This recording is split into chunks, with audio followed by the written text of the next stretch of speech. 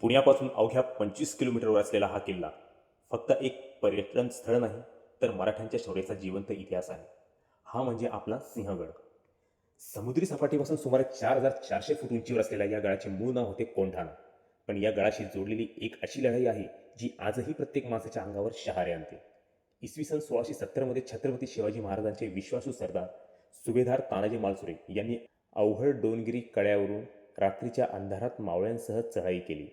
समोर होता मोगलांचा किल्लेदार उदयभान राठोड. भीषण युद्ध झाले.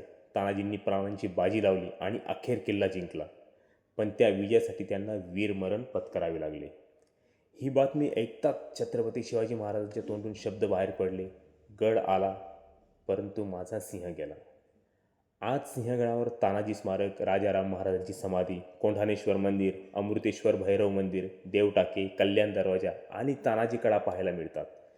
या गडावरून राजगड, तोरणा, पुरंदर, लोहगड, विसापूर आणि तुंग हे किल्लेही दिसतात.